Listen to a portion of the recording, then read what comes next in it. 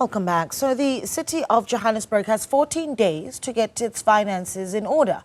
Finance Minister Enoch Godongwana has written a scathing letter to the Joburg Mayor Dada Morero this week, in which he noted his dissatisfaction over the dismal state of the metro's purse. The Sunday Times is reporting that the municipality amassed 1.4 billion rand in unauthorized expenditure and 22 billion rand in irregular expenditure last year. The publication says Godongwana has threatened to partially withhold Treasury funding if Morero fails to take urgent remedial action. The Johannesburg Crisis Alliance's Mr. Yunus Chamda joins us for more. He is, of course, coordinator for the Johannesburg Crisis Alliance. Mr. Chamda, good evening to you. Thank you so much for joining us. It certainly says a lot when you've got the finance minister writing to the Joburg mayor, might I add, just months before we get into hosting the nations of the G20. What do you make of that? Yes, good evening, and thank you for having us. Certainly cause for concern. You wouldn't have a minister writing to a mayor if there weren't serious concerns about the state of the finances of the city. And I think it's a signal that all is not well. And I think that, it would be interesting to read the full details of the letter that was written to the mayor. But from what we gather in the media, there are serious concerns about the failure of the city to act in terms of its unauthorized, irregular, fruitless and wasteful expenditure, which seems to be at the heart of this particular intervention by the minister. And yes, it comes as we are approaching the G20 summit. So it's certainly a cause for concern, especially the implications of the threat by the minister to withhold funding. I mean, that would be just catastrophic for the residents of the city. Yeah, I do want to get into what that would look like, but let's park that for later because let's crunch the numbers here a little bit.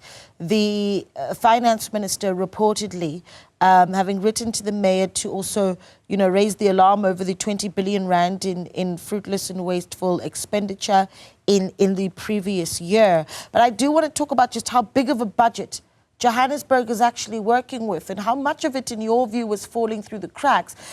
And not just as we look at the balance sheet, for instance, for the city of Johannesburg and the metro, but especially what it does to service delivery, electricity, water, massive problems in Johannesburg. Yes, I mean, the city manages a massive budget of almost 90 billion, which is, it's huge. And of course, a budget like that has to be very well managed. It has to be carefully managed so that it can deliver services to the people of the city. And so anything that goes and finds its way to irregular expenditure, wasteful expenditure, fruitless expenditure is a grave cause for concern because that takes away from service delivery. And as we know, the city has many, many challenges in service delivery. And should there be a reduction in grants, you can imagine all these major projects that are intended to deal with infrastructure problems like water and sanitation, electricity. If those, are suddenly pulled back, that would be catastrophic for the city.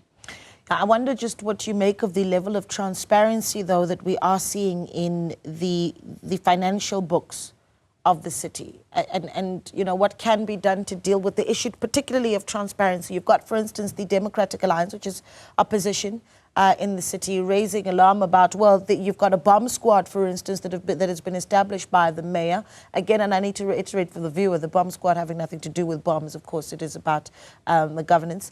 But essentially, this bomb squad that has been set up, at the head of it, you've got someone who is being paid, but the Democratic Alliance raising the alarm that we don't even know where that allocation is going to come from, right? So what do you make of how do you characterize transparency of the books of the city of Joburg? Well, I think transparency is the problem. Transparency and also a lack of accountability. But let's start with the transparency part of it. There are these questions about the bomb squad. There are even questions now being raised about the presidential working group, which, by the way, the Joburg Crisis Alliance is a stakeholder that's participating in the presidential working group. But unless the city is open and discloses exactly what the roles are, it will leave the citizens guessing. And in the absence of clear information, I think all sorts of deductions will be made. So I think the city can certainly do much better in terms of transparency, which then brings me to the issue of accountability. And I think this is one area where civil society will have to play a very significant role, because the mayor is expected to respond in the next 14 days to the minister. And that response will be extremely important for the people of the city to know exactly what are the commitments that the mayor is making in terms of dealing with this unauthorized, irregular, fruitless and wasteful expenditure, and who will hold the city accountable for those commitments that are made. Will there be consequence management that will come from those commitments that are made? Will we actually see the full extent of the legislation that allows for individuals to be held responsible, even to the extent that, if they have been criminally negligent, that they could be charged, and you can even recover some of the lost expenditure. Are you optimistic, though, that you're going to see all those boxes that you've talked about ticked in the next 14 days? Well, let's wait for the response, but we have a duty as the Joburg Crisis Alliance, representing civil society, to pay attention to the details of those commitments, and then to really hold the city accountable. We will certainly take this up and in the presidential Johannesburg working group, where we participate in the working groups, and particularly work stream 1, which is finance and governance, will have to deal with this matter as a matter of urgency. Yeah, I mean, let's go to the worst case scenario here, where Godongwana says, if you don't manage to clean up the finances of the city within 14 days, I'm going to hold back on funding some of the activities that the council, for instance, needs for the city, or some of the activities of the city. Worst case scenario, what happens there? Well, worst case scenario is that the budget that currently exists is not going to be funded.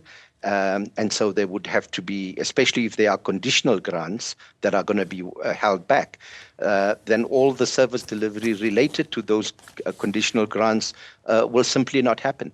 And that would be a disaster. Yeah, I mean, I want to talk a little bit about what this means for the everyday resident of Johannesburg, where we've got massive challenges, and we talked about them, where service delivery is concerned. We've seen, for instance, Eskom at some point threatening to cut power in Johannesburg.